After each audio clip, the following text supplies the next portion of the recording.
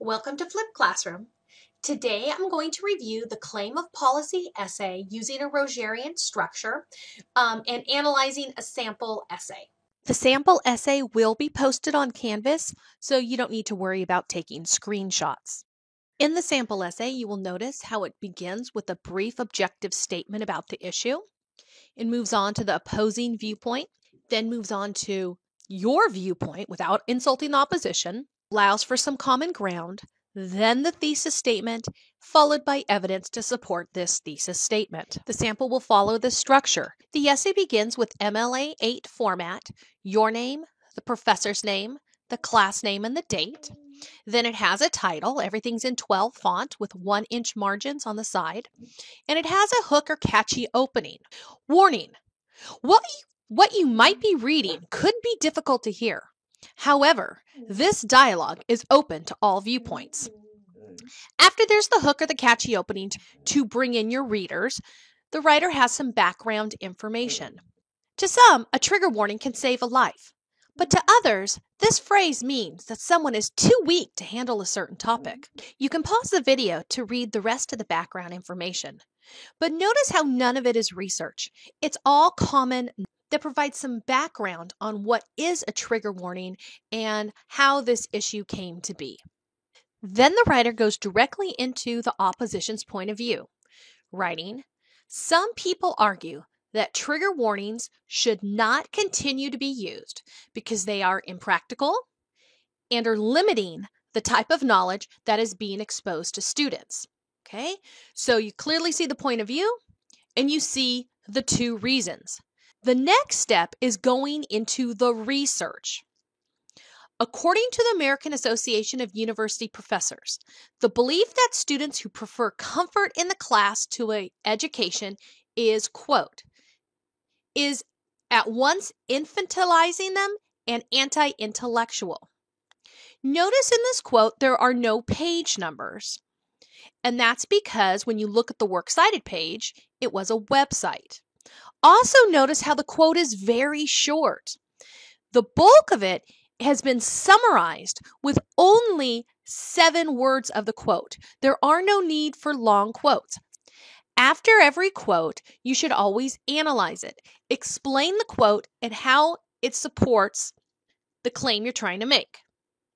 This criticism is necessary because students should receive the proper education that stimulates the mind. After a transition, the writer includes more research from the other article. According to Harlan, he believes the problem with trigger warnings is it's, quote, mistrusting the experience and authority of professors and our roles as teachers and intellectual caregivers. Again, there's no parenthetical citation because you have the author's name in the lead-in, and there are no page numbers on a website. It explains it is impossible to believe that one professor can handle each of their students' triggers because then the lesson wouldn't be the same for everyone. After the research, it is further analyzed. This sense of doubt doesn't promote a learning setting. The classroom setting isn't a place to handle mental illness or other harmful emotions. Professors are called to educate the next generation, but with the access to trigger warnings, the teacher has to handle emotions rather than lessons. So look at the pattern. There's research, and then there's analysis. The writer continues with more research.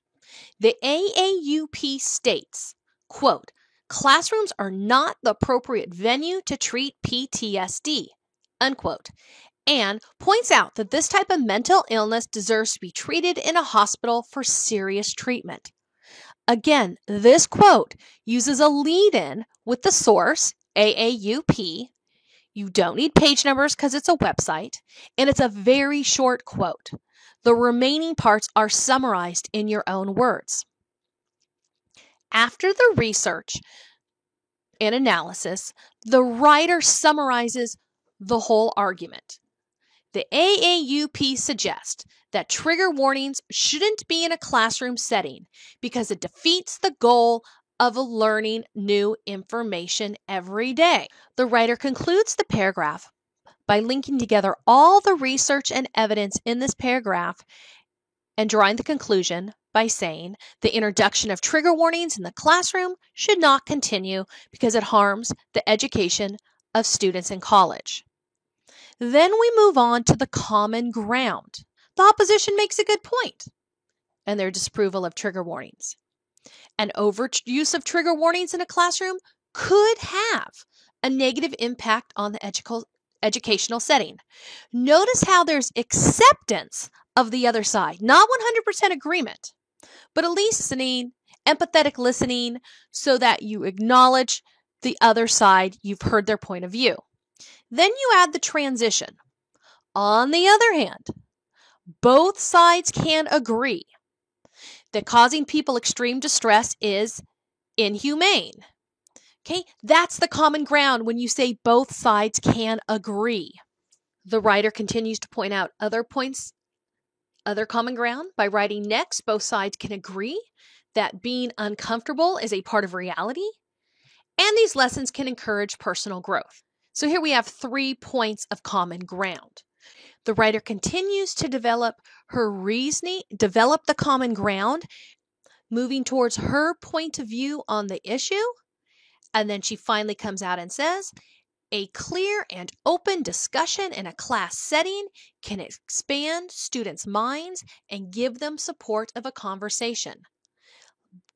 This leads into the thesis statement. We are on page 3 of the essay where the thesis statement finally arrives. It's a claim of policy. It has the word should in it.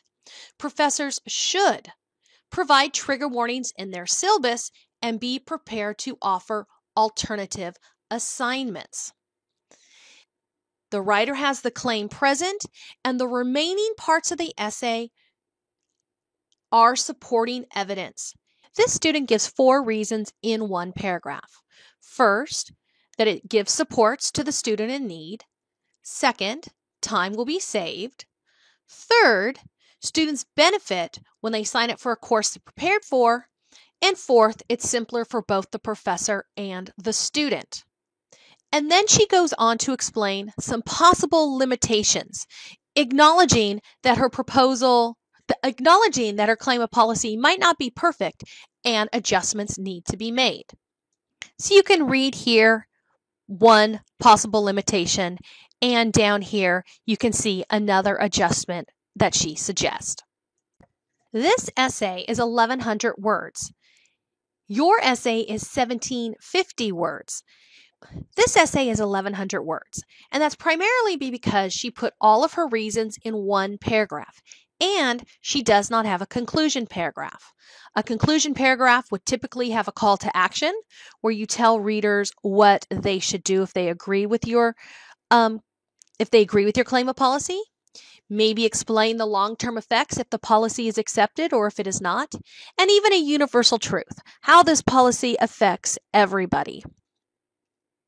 Without that, when you add those sections, and when you divide your reasons instead of one paragraph, a paragraph per reason, which would mean 3 to 5 more paragraphs, your essay will be 1,750 words.